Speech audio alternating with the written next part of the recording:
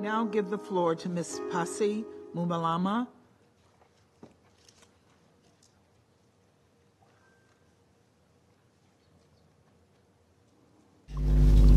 Madame la Présidente, Excellences, Mesdames et Messieurs les membres du Conseil de sécurité des Nations Unies, c'est un honneur d'être avec vous aujourd'hui pour briefer pour la toute première fois le Conseil de sécurité des Nations Unies sur la situation dans mon pays, la République démocratique du Congo. Je vous remercie pour cette opportunité de vous présenter un état des lieux sur la situation à l'est de la RDC, où les défis politiques, sécuritaires et humanitaires continuent de se multiplier, nécessitant une attention soutenue de la communauté internationale. Ce briefing intervient à un moment crucial où la situation dans la partie orientale du pays, en particulier au Nord Kivu, demeure profondément préoccupante, malgré les efforts de paix en cours, notamment dans le cadre du processus de Luanda, ce processus qui vise à apaiser les tensions entre la RDC et le Rwanda, accusé de soutenir activement le M23, progresse lentement. Imaginez que vous fuyez votre village, dévasté par la guerre, pour chercher refuge dans un camp des déplacés afin de protéger votre famille des exactions de rebelles. Mais une fois sur place, ces lieux censés être un lieu de refuge devient une cible. Des bombes y sont larguées et vous perdez la vie avec votre famille. C'est cela notre réalité. Fuir vers un camp des déplacés ou rester dans nos maisons, c'est simplement choisir les lieux où nous voulons mourir, déclare Noëlla, 26 ans, mère de 3 enfants, originaire du territoire de Massissi, que nous accompagnons et dont le mari a été tué par le M23 lors de la prise de Mouchaki.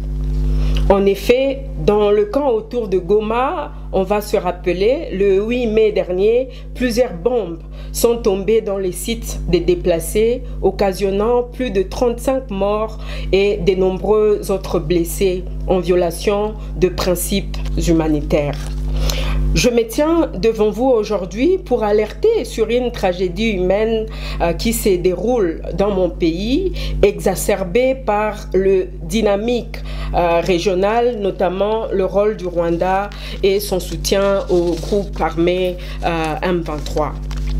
Pendant que je vous parle, de nombreux villages dans l'est de la RDC sont passés sous le contrôle des rebelles du M23, occasionnant des déplacements massifs de la population, de pertes en vies humaines, de crimes graves, de crimes de guerre et crimes contre l'humanité sont enregistrés. Pas plus tard qu'hier encore, de violents combats ont été signalés dans les territoires de Lubero en violation du cessez-le-feu.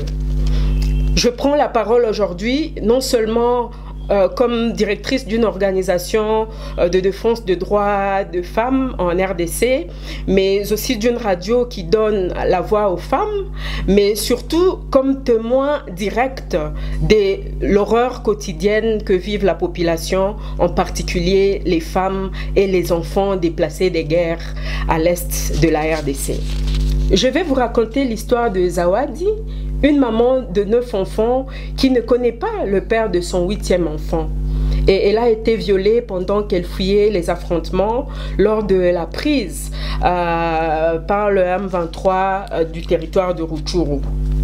Le jour que son village a été attaqué, elle venait d'arriver à la maison en revenant du champ. Lorsque les hommes armés sont entrés dans sa maison, ils ont tué son beau-père avec qui elle était et elle a été sauvée de justesse après avoir été violée alors qu'elle était enceinte de 6 mois.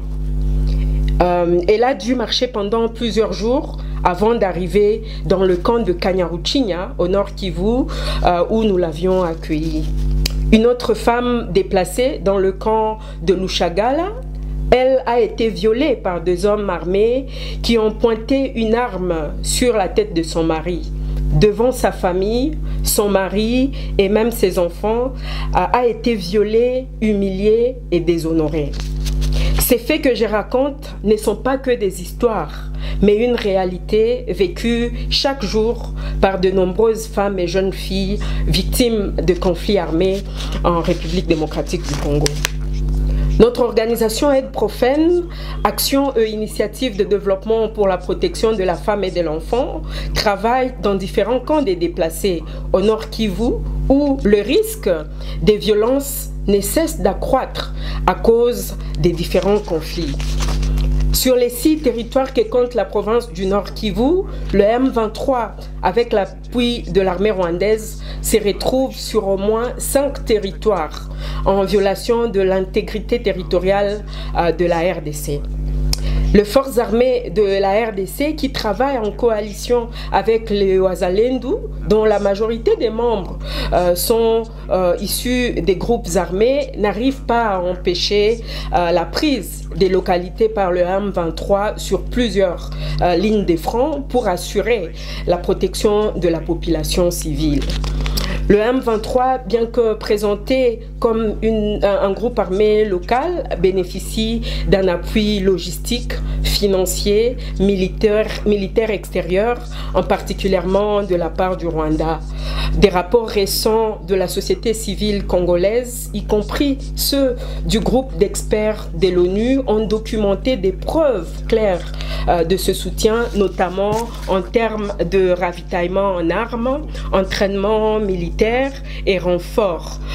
Plus de 4000 militaires de forces armées rwandaises se retrouvent actuellement sur le sol congolais. Ils justifient leur présence par la traque des éléments de Force démocratique pour la libération du Rwanda, FDLR. Mais comment justifier une aussi forte présence militaire dans un pays membre de l'ONU? Comment justifier cette présence et progression des rebelles dans une zone où se trouve la grande mission des Nations Unies au monde avec plus de 20 000 casques bleus? Il est clair que la mission des Nations Unies au Congo a démontré ses limites dans le rétablissement de la paix. Si pendant plus de 20 ans, elle n'a pas pu contribuer à l'instauration de la paix et à la protection des civils en RDC, que pouvons-nous attendre de cette force? Le processus de désengagement initié en commun accord avec le gouvernement congolais et aux yeux de la population congolaise comme un aveu d'échec de la mission des Nations Unies au Congo. Le maintien actuel de cette force au Nord Kivu, avec son mandat actuel, ne répond pas efficacement à la menace qui pèse sur des populations civiles dans cette zone. On se rappellera toujours de l'interview du secrétaire général des Nations Unies, Antonio Guterres, peu avant l'ouverture de la 77e session de l'Assemblée générale de l'ONU, qui avait admis l'impuissance des casques bleus de la force onusienne en République démocratique du Congo pour combattre la rébellion du M23 en ces termes, je cite: la vérité, c'est que le M23 est aujourd'hui une armée moderne avec des équipements lourds qui sont plus perfectionnés que les équipements de la MONUSCO. Et de poursuivre, ces équipements viennent de quelque part, ils ne sont pas nés dans la forêt.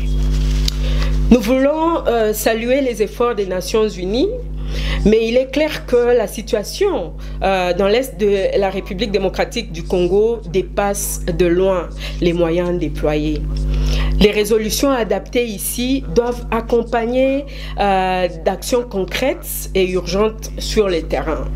Il est inacceptable que, malgré les appels incessants de la société civile congolaise, la violence se poursuive dans un silence parfois quasi absolu de la communauté internationale et quelquefois du Conseil de sécurité de l'ONU. Je peux imaginer, mesdames et messieurs, que vous avez entendu plusieurs histoires sur des cas de viol de femmes en RDC et vous en êtes fatigués tellement cela a duré pendant des décennies. Le Congo fatigue. Mais comment pouvez-vous vous fatiguer lorsque de milliers de personnes continuent d'être tuées? Comment pouvez-vous vous lasser alors que chaque jour, des femmes, des enfants, parfois même des nourrissons sont victimes de viols? Comment pouvez-vous abandonner alors que des enfants meurent de faim dans le camp des déplacés où nous travaillons et que les femmes déplacées sont contraintes de recourir au sexe de survie pour obtenir à peine 2000 francs congolais, soit moins de 1 dollar américain pour acheter de quoi manger? Avec mes collègues et l'appui des différents partenaires, nous travaillons chaque jour dans les sites et comme témoins et sommes témoins de la misère et des conséquences de la guerre infligée à la population. Quand je parle aux femmes déplacées, la seule chose dont elles ont besoin, ce n'est pas de l'argent, ce n'est pas des habits, c'est de la paix, pour retourner dans leurs champs et cultiver et subvenir aux besoins de leurs enfants. De nombreux pays membres du Conseil de sécurité de l'ONU ont investi beaucoup de fonds dans l'achat des armes de guerre, des missiles, des avions de chasse pour préparer ou prévenir la guerre. L'achat des armements, mais nous devons le reconnaître, la guerre coûte tellement cher, il est temps d'investir dans la construction de la paix dans le monde. L'instabilité dans l'Est du Congo ne concerne pas uniquement mon pays. Elle alimente un cycle régional de violence et de criminalité transnationale, y compris le trafic des ressources naturelles. En négligeant cette crise, nous permettons à l'instabilité de s'enraciner avec des conséquences qui dépasseront les frontières de l'Afrique centrale. Je me tiens ici aujourd'hui non seulement pour dénoncer, mais pour demander une action urgente.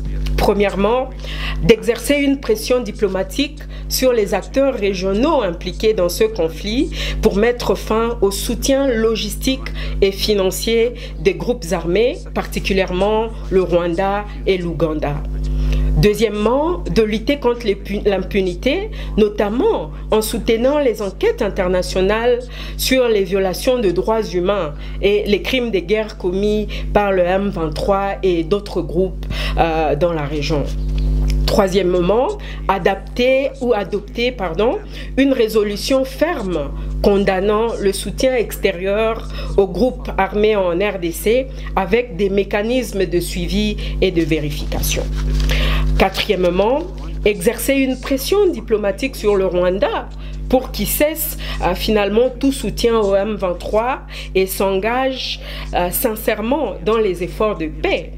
Le Rwanda, en tant que membre de la communauté internationale et acteur régional clé, a une responsabilité morale et juridique. Son implication présumée dans ce conflit va à l'encontre de principes fondamentaux de la Charte des Nations Unies. Cependant, cette crise ne peut être résolue uniquement au niveau régional. Le Conseil de sécurité de l'ONU doit jouer un rôle pour sauver des vies.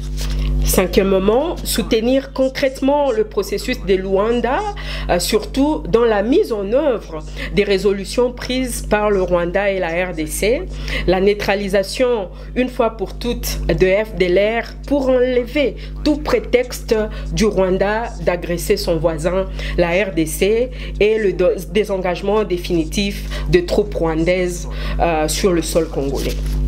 Je veux terminer en vous transmettant un message des survivantes avec qui je travaille. Malgré tout ce qu'elles ont traversé, elles n'ont pas perdu leur courage ni leur foi en un avenir meilleur. Ce sont des battantes qui, si elles sont soutenues, reconstruiront nos communautés. Nous avons besoin de vous pour transformer leur espoir en réalité. Of the United Nations, the DRC is not asking for charity. What we are asking for is justice and international solidarity. The east of the DRC cannot continue to be a battlefield fed by political and economic ambitions of certain neighboring states. What we are seeing in the east of the Congo is an open wound to the conscience of the world. Today, you have the power to put an end to this.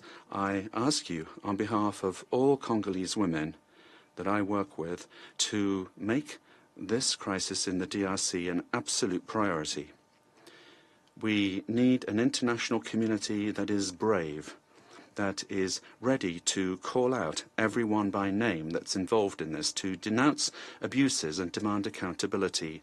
That, for me, is the very sense of the United Nations, because we believe in one single people. Women, children, men that have been displaced, that I meet every day, have lost their house, their loved ones, and very often their dignity, but they have not lost hope. It's that hope that I am transmitting to you today, with a conviction that your decisions can change their fate. Together, let us refuse to allow history to repeat itself. Together, let us make justice and peace a reality. I thank you. I thank Ms. Mubalamba for her briefing. I now